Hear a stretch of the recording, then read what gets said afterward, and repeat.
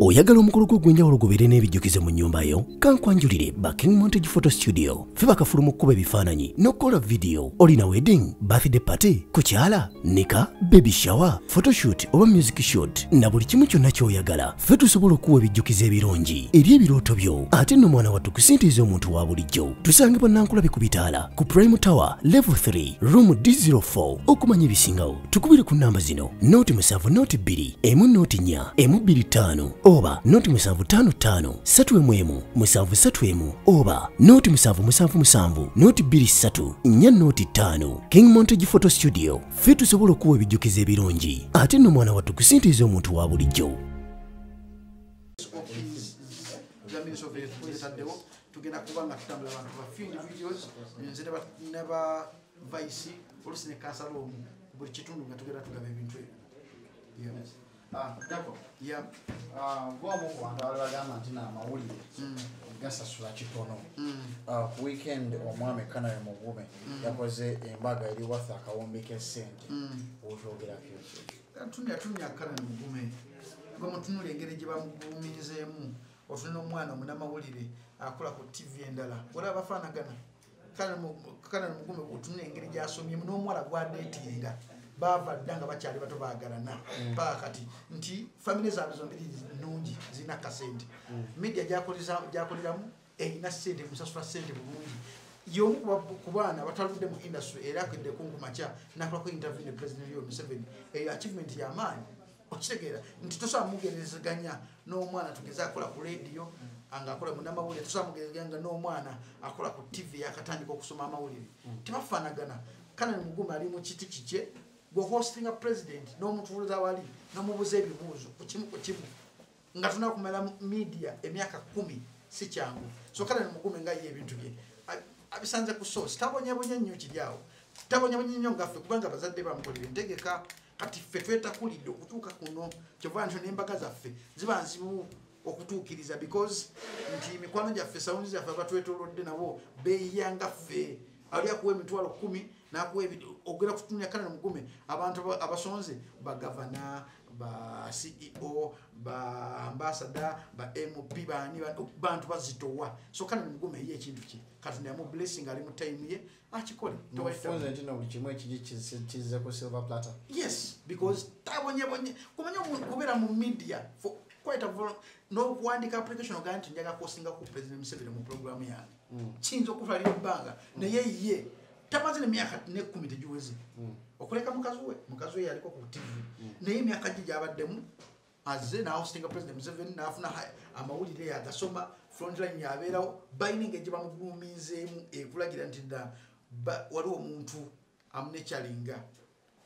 ow'enjawulo amuliko mu bufunzo ogamba ayina abanene emabega be ayina omuntu amunekyalinga mu bufunzo amuliko emabega mwetegereze ng'asoma amawulire mwetegereze engeri chokama yasinga kwa NBS okusoma amawulire bonna waki natuka wotegera nto company ino omuntu gwe nakyalinga otuuka awantu ku posters olaba ebifaananyi gye babi angolingamu yanjawulo osegera kati Kanayo Mugume otuna ekifaananyi kye ku bifaananyi byonna okira kistandinga out era omutuukirako n'amaaso alinga gaddagala asirwanga abantu abo banjawulo basa ekintu kyabikyo. amabega kawagana nayogera ku nsonga ya Andrew ne Flavia over the weekend twabalabye nga bali bombi yanamwana big mention mufunze nti no Andrew yaswaziza abadde bogera si kapo yaswaziza abadde bogera bonna nti kapo ekigama kitwa kapo ky'abantu babiri si kyansinga wena kunyonyola nti love si ya taatawo si ya mamawo love si ya abantu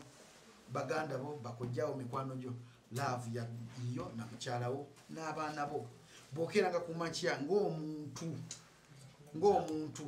bokeranga ku makya ng'omuntu n'ofuna ekizibu kyekimu toyina ku involvinga parties ezitali makago. So nze ku lwange basanyusiza ne kwanto kapo estandinga ekyayimiriddewo ekyaliwo era baagala ekintu kyabwe kigoyinga maaso nekoze sibalina ku buzibu. Yes, olunaku lwejjo kamere gw'omumanyi nnyo tusinga akantu akamotoka ke bamuwadde sitanti okufukamira obugwenga gwe olaba nga kisaanidde. Mike Kabino talina kintu kyakola nga talina nsonga kyakikoze okitegeera talina ensonga akyakola talina ekintu kyakola nga talina ensonga akyakikoze Chameleon mu kubasajja bakyasinze okubala amawulire era tukyabuliddwayo ku ligimu gino decade gye tulimu erimu abaana bano abayimbi abapya simanyi oba naakola batya okukeera ku ekyokuba nti bahandolinga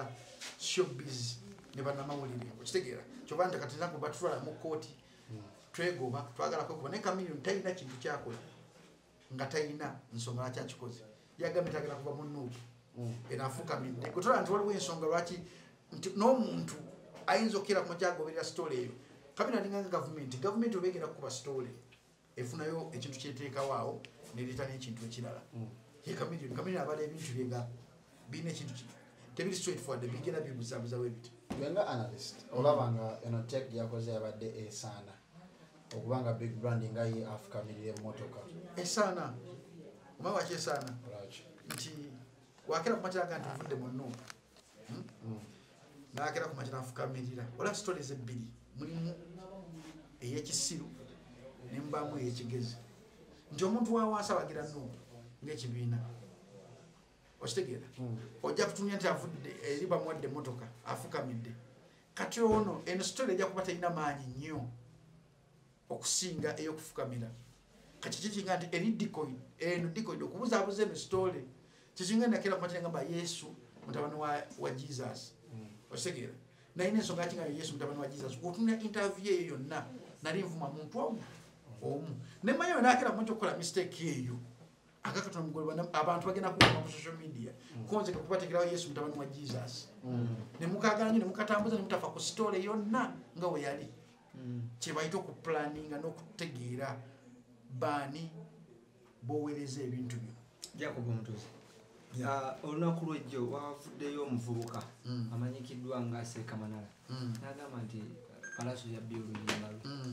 lwe bayita palaso aluyita Kkiriza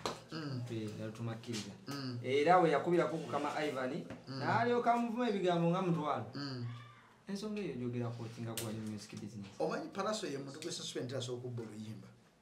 era palaso ye ku muntu bwe mmanyi nganze nali nkozeeko naye mumanyi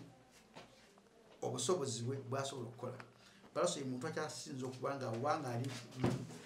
stable emotionally asooka coming up n'oluyimba lwonna lweyagala so ebyokubba ennyimba kisoboka naye ate kuba nsikitwala nga kintu kikulu nnyo because wabanga yalubba oluyimba luyiseewo oluyisizaako omwaka mulamba yalubbako waki yajja ku luli yagamba nti yagezaako okwogera nabo bulungi kati omuntu gwe babbyeko oluyimba kolwennyini balubba wakubira emmeeza ojoka saga ya bread and butter ne nobody okitegeera kati saga wezityo kati mama ebintu bimu omuntu bye bakola mu industry just kubeera relevant mawulire naye abavubuka bangi bavuddeyo nga bagamba palasa benyimba zaabwe nze mumanyi nganze si gwe gusoose nkoze naye emirundi mingi nina ne project ngenda okukola naye manyi muwandiisi wa nnyimba mulungi but nga omanyi art industry olina okukola ebintu bingi nnyo okubeera relevant towewunya nnyo okulaba nga omuntu eyamuplaginze kenyininyini tekikwewunyisa towewunya nnyo okulaba nti omuntu oyo basookera ku makya kubanga okuyiiya story osokuyiiya story eyo ng'omuntu abantu nebagikiririzaamu nebagibirivingiramu neggwa naye Seeka Manala ayinza okuvaayo n'agamba nti gundi yanzibye ng'ate amanyikiddwa nnyo mu comedy Seeka Manala omulaba ng'otegedde nti comedian nti comedian nakuze baafuuka bakwitiiki nabo bakwitisayizinga buli mbeera yali alinda kinze ekibuzo kye kyembuza yali alinda ki luli ebbanga liri aliwo kkiriza amwaka mulamba yali alinda ki lwaki teyavaawo ku olwo ng'akyalina n'ennyimba ku olwo nga malamu akuba oyagala omukolo gw'ogwenjawulo gubeere n'ebijjukize mu nnyumba yo kankwanjulire Backing Montage Photo Studio fe bakafuluma okukuba ebifaananyi n'okukola vidiyo olina wedding birthday party kukyala nika baby shower photoshoot oba music shoot na buli kimu kyonna ky'oyagala fe tusobola okuwa ebijjukize ebirungi eri ebirooto byo ate nno mwana wattu kusintiiza omuntu wa bulijjo tusange bannankulabe ku bitaala ku Prime Tower level 3 room D04 okumanya ebisingawo tukubire ku nnamba zino noti 7 noti 2 emu noti 4 emu 25 oba noti 755 3 731 oba noti 777 noti 23 4 noti 5 King Montage Photo Studio fe tusobola okuwa ebijjukize ebirungi ate nno mwana wattu kusintiiza omuntu wa bulijjo